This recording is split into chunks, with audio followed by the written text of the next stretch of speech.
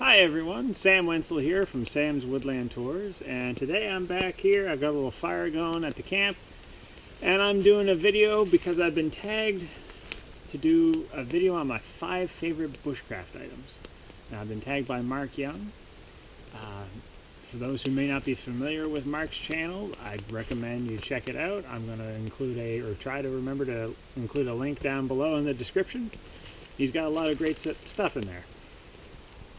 So Mark did his video, tagged me, so what I'm going to start talking about. Now I'm here in period costume, but I do have a couple things that aren't. So I'm going to start off with some that are.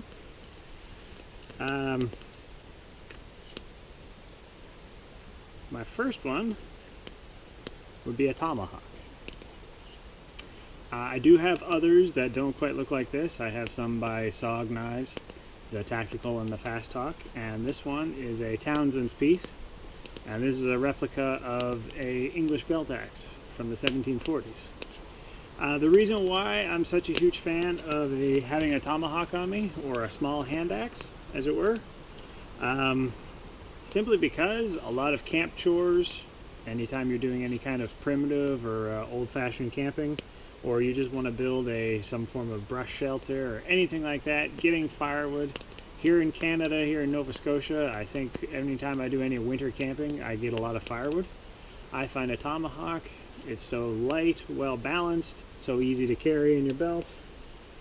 It's just a great all-around bushcraft item. I got a nice leather sheath that was made for me by Howie, a local leather crafter in Bridgewater, Nova Scotia.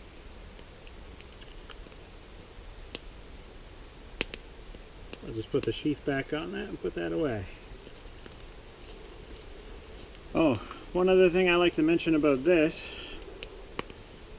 while I do like the other tomahawks, the fact that this has a wooden handle, if something were to happen to the handle and the head is still intact, I can quickly fashion another wooden handle for it. It's nice and easy to maintain there. My second favorite bushcraft item just so happens to be one method of lighting fire that I like a lot are the primitive styles.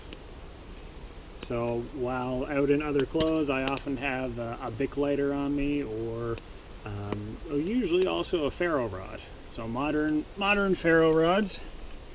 But one thing that I'm really taken to is the Flint Steel. That is, for those who may not be familiar, it is actually the old-fashioned style, the flint and the steel. And of course you hit it together and you produce a spark. Now most of the time people will use char cloth. The reason why I'm really enjoying this is because I've taken to using the punk wood method. And so I have my tinder box with my charred wood. And the reason why this is kind of cool is because all you need is a piece of carbon steel, or a piece of steel, that'll make a spark when you hit it with any kind of rock that you can find. If you can't find flint, there are some other types of rocks around here, and most places that'll work. But if you're not always carrying char cloth with you, you can just make your own tinder out of rotting wood that you find in the woods. So it's pretty sustainable, actually. Self-sufficient way of making your tinder and your fire kit. So I'm enjoying that just for the fun of it, but also just kind of nice having that around.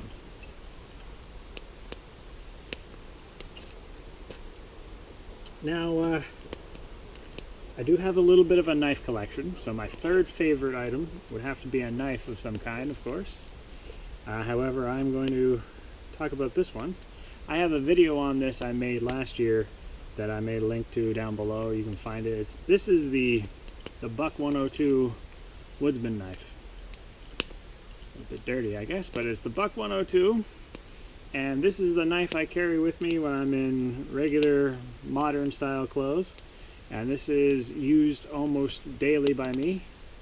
I use it for everything from making shavings to light a fire in the wood stove in the house, to bushcraft chores, camp chores, doing stuff anywhere, even as a letter opener, just because it's usually on my person most of the time.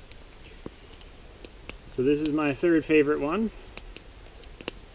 Third favorite items. And then this one, of course, just like the buck knife, doesn't quite fit in with how I'm dressed today, but I didn't really care for this video. This is my billy can. And this goes with me anytime I'm going for any kind of distance. It doesn't have to be an overnight trip, but if I think I may either want to carry something in case I need to boil water, should I end up in a situation where it's like a survival situation, or just for the fact of going out, I've got this billy can lid. I guess the lid's on pretty tight. There we go. And in it I have my tea kit, which I see I need to replenish soon. I boil water with this. I'll put it on a stove, and when there's a burning ban, or if we're allowed to have a fire, this goes great right on the fire. And I carry a tea ball sometimes, and some loose tea. Sometimes I have a tea bag or something like that. So that takes care of the caffeine requirements, but also able to boil water to purify it. And I will carry other methods of water purification, but this is kind of my go-to. My favorite one. And last but not least, you may see some other examples in other videos, but I have a few bags. And I've really grown fond of any kind of shoulder bag that I can carry a small amount of equipment, first aid stuff, and all these items or something similar anywhere I'm going somewhere out in the woods. So I'm going to call this my fifth favorite item would be a possibles bag. Now this is of course a period authentic one for me today, but in other videos and other times where I'm not necessarily going out for that reason, I have other bags that I use for that. So shoulder bag would be one of my top 5 favorite bushcraft items, just because you need something to carry it all in. Alright, so I'm going to do a little cooking and have some tea, but I wanted to mention that part of this is that I tag a few other bushcraft YouTubers. But what I have noticed is that this tag challenge or tag has been going around for a while now. So I've talked to a few people. A lot of the people I know have already been tagged. So I am going to tag one person, and that would be Randall from Vinland Bushcraft. Let me say that again. Randall from Vinland Bushcraft, and I'm going to put a link to his channel down below. If you don't know who Randall is, he's a craftsman, makes a lot of great stuff. So check him out, and we'll see what he has to say. And again, I'd like to thank Mark Young for tagging me in this. I'll put a link down below to his channel. And yeah, I'll get cooking. And as always, thank you for watching.